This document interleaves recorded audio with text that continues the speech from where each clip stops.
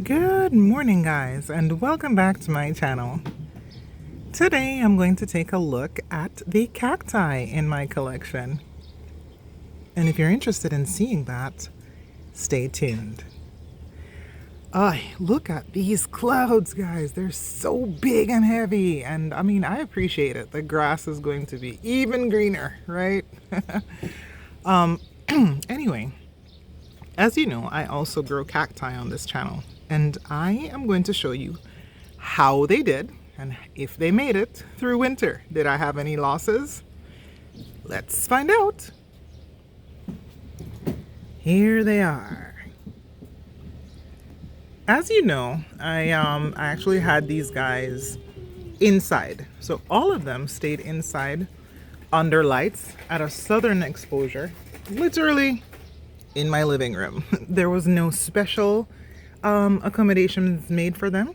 I did not use a humidifier. I was using regular LED lights. I'll actually link the lights that I use in a video in the description below. I don't use anything special like high output lights or anything. These are just regular LED lights that you can buy on Amazon. And it was enough for them. Some of them even bloomed throughout the winter, which for me it was quite odd because I'd basically just started this whole cactus thing last year. And so it was amazing for me. This one in particular, this bloomed all year. This is what was this thing called? Mammillaria. Let me get the name because I actually forgot her name. Plumosa, yeah. Mammillaria plumosa, which you can tell why it's called that. The little spines look like plumes or feathers. Plumosa. Anyway, yeah, they actually did really well. I did not lose a single cactus over the winter. Amazing, right?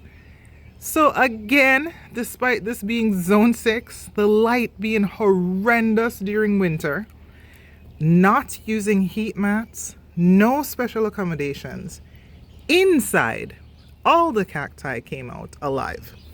There was no soft spots on anybody, no rot, not a single one was lost. In fact, all my little baby Echinopsis subdenudatas are all doing great. This is a 2-year-old one right here. They're all doing great. My newly acquired one, I got this one at Lowe's one day, this massive one. I don't think it has an ID, but it's some kind of Echinopsis of sorts. But it is, as you can see, it is the largest of all the Echinopsis that you can see in this picture. Wait, no Echinopsis here. Oh yeah, there's one. Sleeping Beauty right there. Subdenudata, or fuzzy navel, compared to it. So you see it's rather large. Can I show you? See that? Yeah. I hope it blooms this season. That would be nice. I think it's going to have a really big white flower. Here's one of my newer ones. Vanilla Ice. It's pretty large too. But let me see how it actually does. I got this one from Brent Wiggins. He is a wonderful Echinopsis grower out in, I think, in California. Yeah. It got a little scarring at the bottom. I think it did not appreciate being kept as dry throughout the winter as I did. I do water all my cacti over winter. This one was super yellow and looked like it had a nutrient deficiency. Now it has greened up over the winter. I need to wash off the perlite that is clearly on its head. So yeah, this one is almost ready to bloom again. It's already bloomed for the year, bloomed in the cold. This is my original mother one, which I thought was gonna die because the base looked kind of grody, but seems to be fine so far. Last year it split because it got too much water too fast, and it's still kicking. Yeah, Neoschilenia occulta. This one my daughter fondly calls poop because it is brown. Yeah, I'm gonna ignore that. And this one here might be one of the most favorite Echinopsis in people's collection. It is the Echinopsis flying saucer. I don't know. Ow! I just poked myself. I don't know when this is gonna flower because it's about 4 inches big. So I think they need to be at least 6 inches to flower. But I did see some evidence that it had some kind of thing growing, so who knows? It might flower, but I'm not holding my breath on it. It was actually relatively rootless when I bought it. It was a fresh cutting, so we'll see how that goes. Down here we have the what is this one called again? I don't even know. It's so dark. Gosh, I hope you guys can see. It's not even coming out the pot.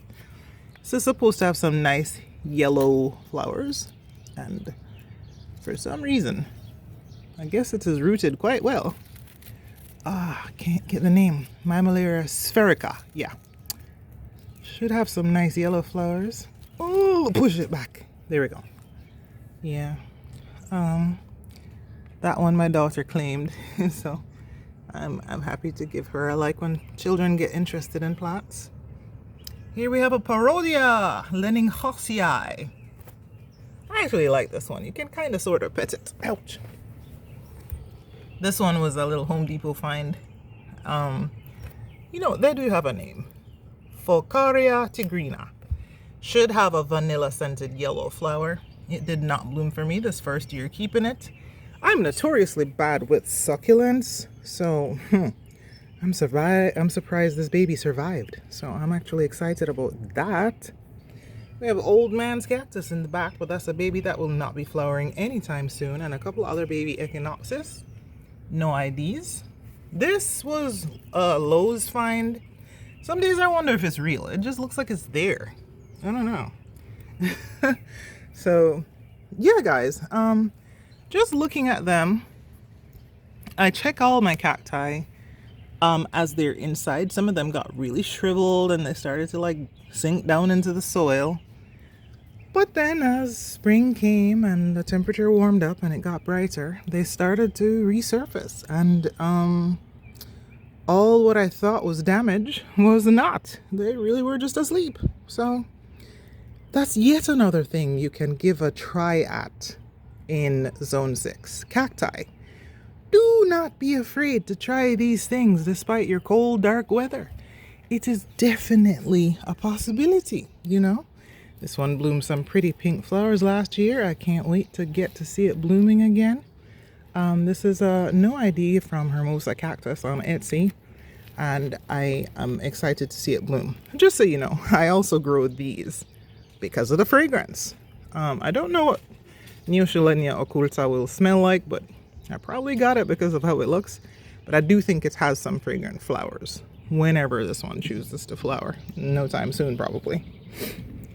So guys, this is another avenue that you can go down and not be too worried that you might not succeed. I am doing this to show people who are in colder zones that you really can enjoy the plant hobby despite the crazy dark weather and the non-perfect environment. There's certain things that really don't need as much pampering as we think, you know. Speaking of the seasons, stay tuned to the channel so we can see how the plumeria are doing. I intend to go to a little, hopefully I can go to a plant meet or something and go get some cuttings soon. That would be nice.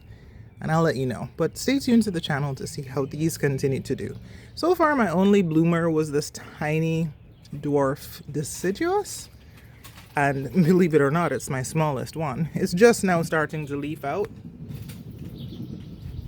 See those? Yeah. That's one surviving leaf from winter. So yes, guys, that's the update on the cacti. Thank you for watching. I hope you are having a great day wherever you are. If this content interests you, consider subscribing. Like the video if you liked it, or hit a dislike if you did not like the video, just so I can know what you're interested in from me, okay? Thanks for watching. Take care. Goodbye.